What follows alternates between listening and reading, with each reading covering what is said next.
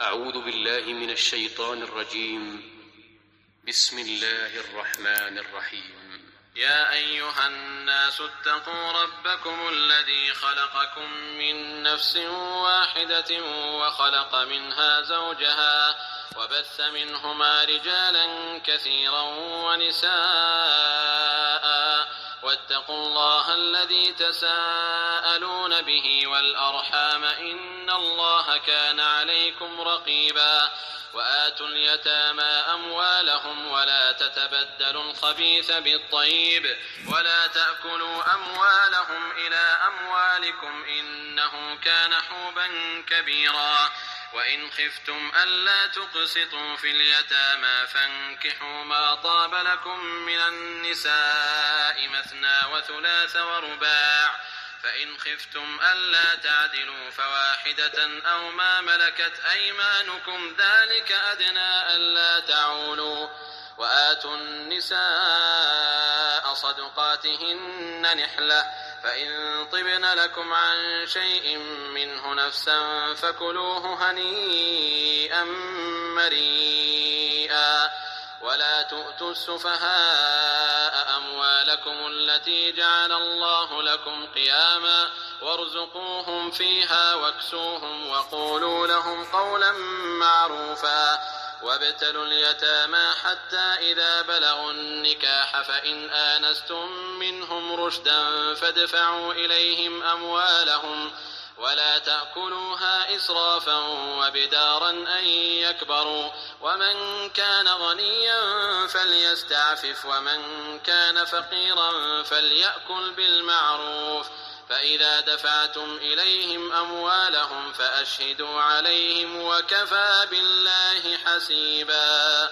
للرجال نصيب مما ترك الوالدان والأقربون وللنساء نصيب مما ترك الوالدان والأقربون مما قل منه أو كثر نصيبا مفروضا.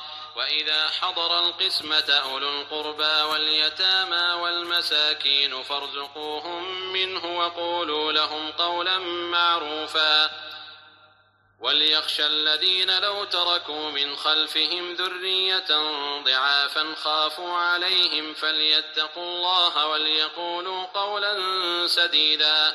إن الذين يأكلون أموال اليتامى ظلما إنما يأكلون في بطونهم نارا وسيصلون سعيرا.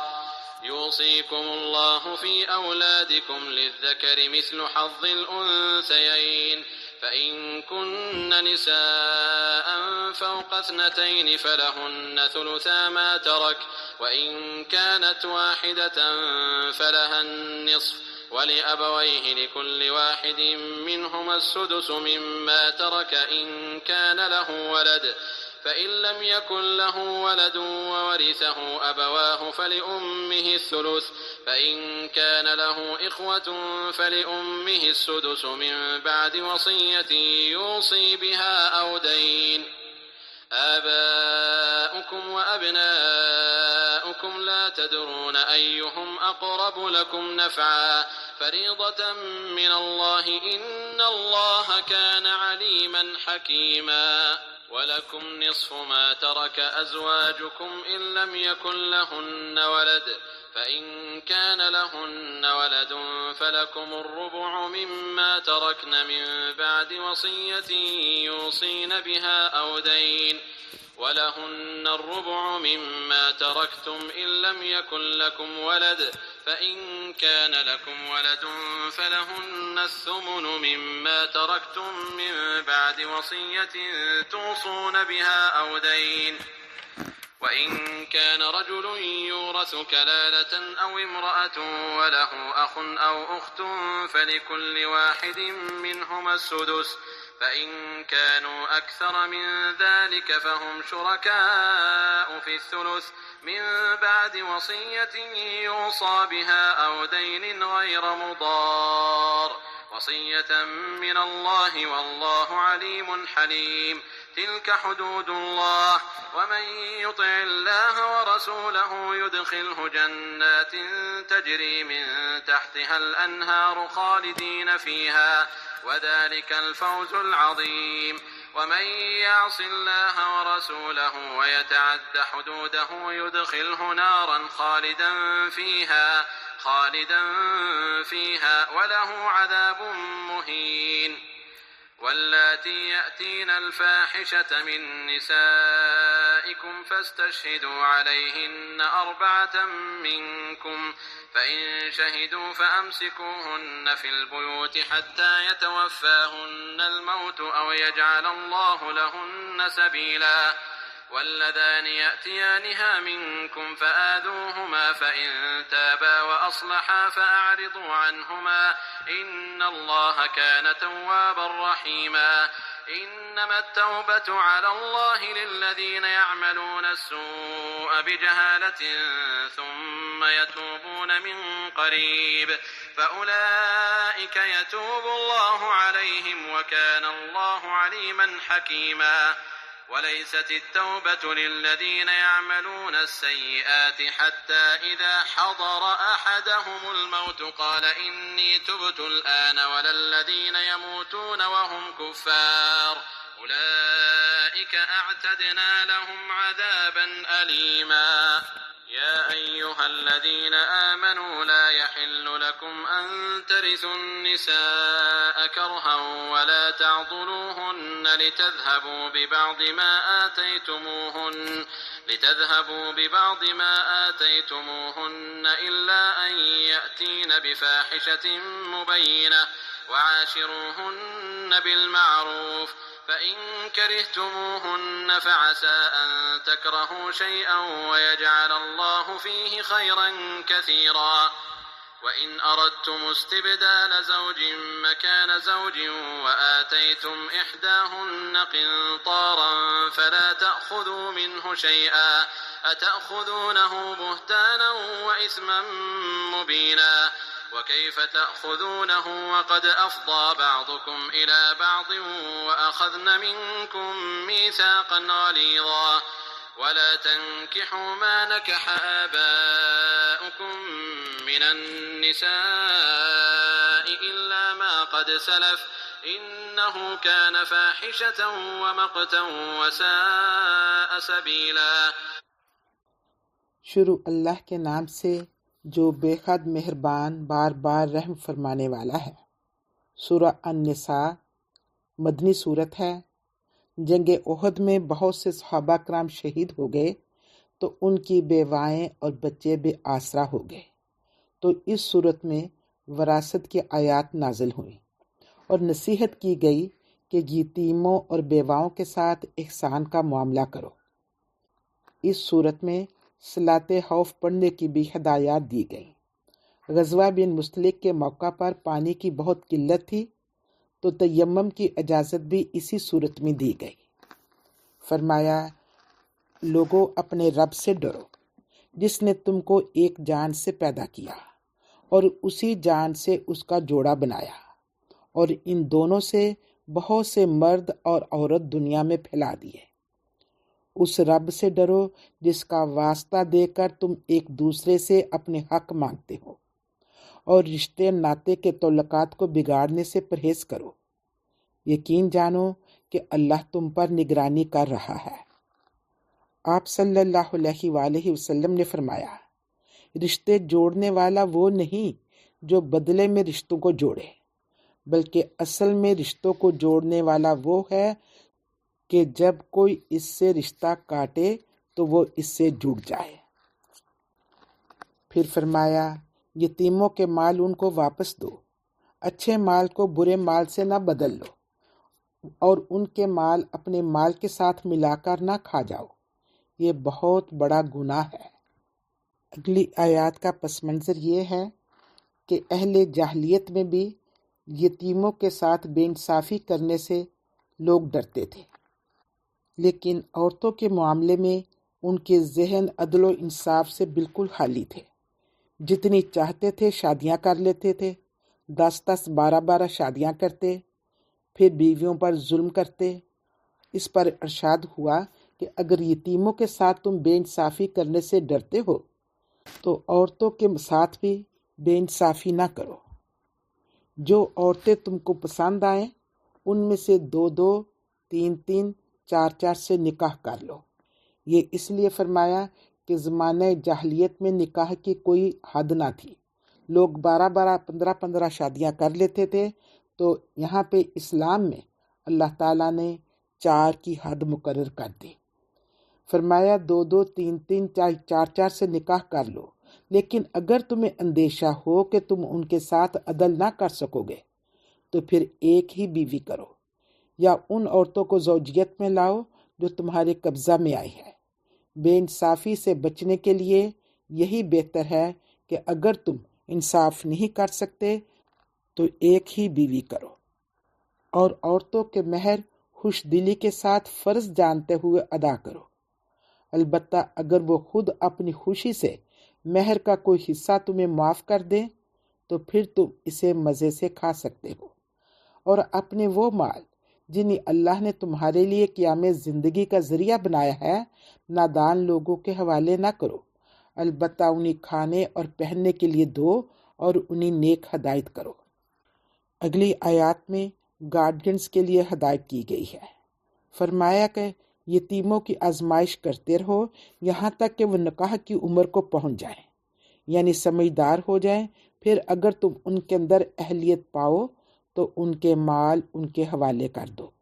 ایسا کبھی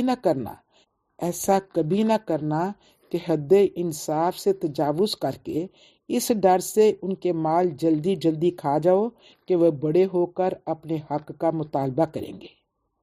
یتیم کا جو سرپرست مالدار ہو وہ پرہیزگاری سے کام لے، اور جو غریب ہو وہ معروف طریقے سے کھائے، یعنی یتیم کے خرچے کے لیے حسب ضرورت اس کے ترکے میں سے لے، اور پھر جب ان کے مال ان کے حوالے کرنے لگو تو لوگوں کو اس پر گواہ بنا لو، اور حساب لینے کے لیے اللہ تعالیٰ خود کافی ہے۔ اگلی آیات وراثت کے متعلق ہے۔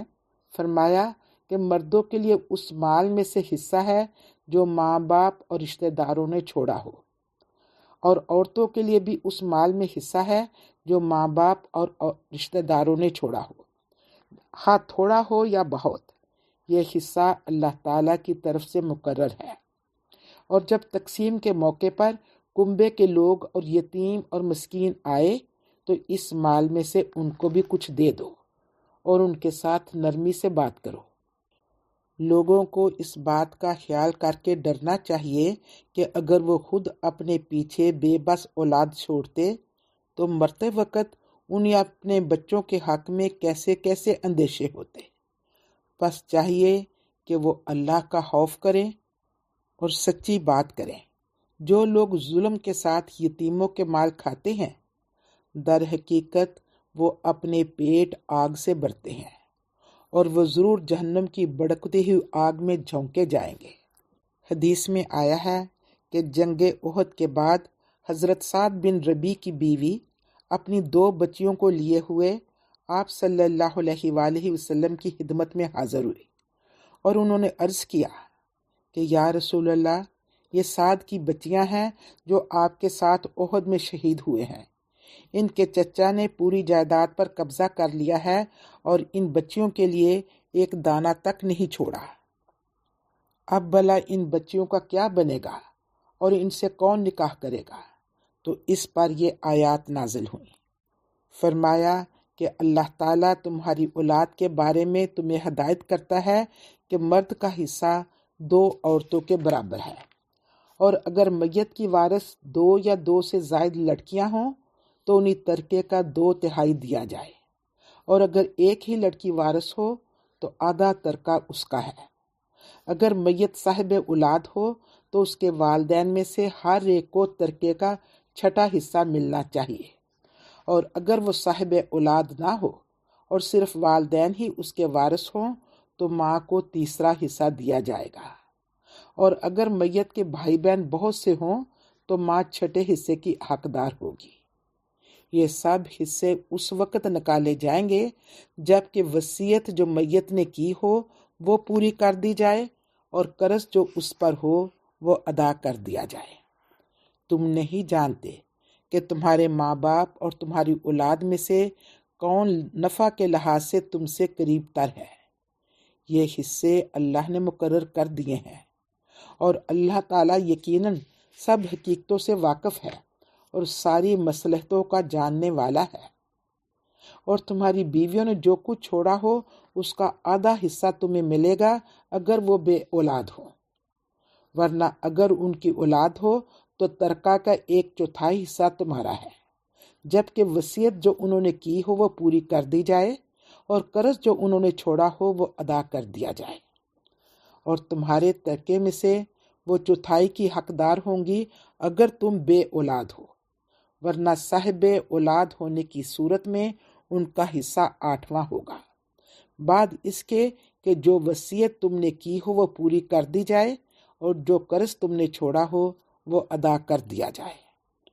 اور اگر وہ مرد یا عورت جس کی میراث تقسیم طلب ہے بے اولاد بھی ہو اور اس کے ماں باپ بھی زندہ نہ ہو، یعنی کہ ایسا شخص، وہ مرد بھی ہو سکتا ہے عورت بھی، کہ اس کے ماں باپ بھی نہیں ہیں اور اس کی اولاد بھی نہیں ہے مگر اس کے بھائی بہن ہیں، تو پھر اس کا ورثہ کس طرح تقسیم ہوگا؟ فرمایا کہ اگر وہ بے اولاد بھی ہو اور اس کے ماں باپ بھی زندہ نہ ہو مگر اس کا ایک بھائی یا ایک بہن ہو، تو بھائی اور بہن ہر ایک کو 6واں حصہ ملے گا، دونوں کے حصے میں کوئی فرق نہیں۔ اور بھائی بہن اگر ایک سے زیادہ ہوں تو کل ترکہ کے 1/3 میں وہ سب شریک ہوں گے، جبکہ وصیت جو کی گئی ہو وہ پوری کر دی جائے اور قرض جو میت نے چھوڑا ہو وہ ادا کر دیا جائے، بے شرطی کہ وہ نقصان دہ نہ ہو، یعنی وصیت سے کسی جائز حقدار کو نقصان نہ پہنچایا جائے۔ یہ حکم اللہ کی طرف سے ہے اور اللہ تعالیٰ دانا و بینا ہے اور نرم ہو ہے۔ اس نے یہ قوانین بنانے میں سختی نہیں کی ہے۔ یہ اللہ کی مقرر کردہ حدیں ہیں۔ جو اللہ اور اس کے رسول کی اطاعت کرے گا اسے اللہ تعالیٰ ایسے باغوں میں داخل کرے گا جن کے نیچے نہریں بہتی ہوں گی، اور ان باغوں میں وہ ہمیشہ ہمیشہ رہے گا، اور یہی بڑی کامیابی ہے۔ اور جو اللہ اور اس کے رسول کی نافرمانی کرے گا اور اس کی مقرر کی ہوئی حدوں سے تجاوز کرے گا اسے اللہ تعالیٰ آگ میں ڈالے گا جس میں وہ ہمیشہ رہے گا، اور اس کے لیے رسوا کن سزا ہے۔ پھر فرمایا تمہاری عورتوں میں سے جو بدکاری کی مرتکب ہوں ان پر اپنے میں سے 4 آدمیوں کی گواہی لو، اور اگر 4 آدمی گواہی دے دیں تو ان کو گھروں میں بند رکھو یہاں تک کہ انہیں موت آ جائے، یا پھر اللہ تعالیٰ ان کے لیے کوئی راستہ نکال دے۔ سورہ نور میں اللہ تعالیٰ نے راستہ نکال دیا ہے، وہ ہم آگے سورہ نور میں پڑھیں گے۔ اور تم میں سے جو اس فعل کا ارتکاب کریں، یعنی اگر 2 مرد آپس میں بدفعلی کریں تو ان دونوں کو سزا دو، پھر اگر وہ توبہ کر لیں اور اپنی اصلاح کر لیں تو انہیں چھوڑ دو کہ اللہ تعالیٰ توبہ قبول کرنے والا ہے، رحم فرمانے والا ہے۔ ہاں یہ جان لو کہ اللہ پر توبہ کی قبولیت کا حق انہی لوگوں کے لیے ہے جو نادانی کی وجہ سے کوئی برا فعل کر گزرتے ہیں اور اس کے بعد جلدی ہی توبہ کر لیتے ہیں۔ ایسے لوگوں پر اللہ اپنی نظر عنایت سے پھر متوجہ ہو جاتا ہے، اور اللہ تعالیٰ ساری باتوں کی خبر رکھنے والا ہے اور حکیم و دانا ہے۔ مگر توبہ ان لوگوں کے لیے نہیں ہے جو برے کام کیے چلے جاتے ہیں، یہاں تک کہ جب ان میں سے کسی کی موت کا وقت آ جاتا ہے اس وقت وہ کہتا ہے کہ اب میں نے توبہ کی۔ اور اسی طرح توبہ ان کے لیے بھی نہیں ہے جو مرتے دم تک کافر ہیں۔ ایسے لوگوں کے لیے ہم نے دردناک سزا تیار کر رکھی ہے۔ عرب میں یہ دستور تھا کہ جب کوئی شخص مرتا تو میت کے وارث اس کی بیوہ کو بھی ترکہ تصور کرتے اور اس کے وارث بن بیٹھتے۔ اللہ تعالیٰ نے فرمایا اے لوگو جو ایمان لائے ہو، تمہارے لیے یہ حلال نہیں ہے کہ زبردستی عورتوں کے وارث بن بیٹھو، اور نہ یہ حلال ہے کہ انہیں تنگ کر کے اس مہر کا کچھ حصہ اڑا لینے کی کوشش کرو جو تم انہیں دے چکے ہو۔ ہاں، اگر وہ کہیں بد چلنے کی مرتکب ہوں، کوئی بدکاری کریں تو پھر اور بات ہے۔ ان کے ساتھ، اپنی عورتوں کے ساتھ بھلے طریقے سے زندگی بسر کرو۔ اگر وہ تمہیں ناپسند ہو تو ہو سکتا ہے کہ ایک چیز تمہیں پسند نہ ہو مگر اللہ نے اس میں بہت کچھ بھلائی رکھی ہو، اور اگر تم ایک بیوی کی جگہ دوسری بیوی لے آنے کا ارادہ ہی کر لو تو خواہ تم نے اسے ڈھیر سارا مال ہی کیوں نہ دیا ہو، اس میں سے کچھ بھی واپس نہ لینا۔ کیا تم اسے بہتان لگا کر اور ظلم کر کے اسے واپس لوگے؟ آخر تم اسے کس طرح لے لوگے جبکہ تم دونوں ایک دوسرے سے لطف اندوز ہو چکے ہو اور وہ تم سے پختہ عہد لے چکی ہے، یعنی وہ تمہارے نکاح میں ہے۔ اور جن عورتوں سے تمہارے باپ نکاح کر چکے ہوں ان سے ہرگز نکاح نہ کرو مگر جو پہلے ہو چکا سو ہو چکا۔ در حقیقت یہ ایک بے حیائی کا فعل ہے جو ناپسندیدہ ہے اور بہت برا ہے۔ یعنی ماں اگرچہ ستیلی ماں ہے لیکن ماں ہے، اس سے نکاح کرنا جائز نہیں ہے، حلال نہیں ہے۔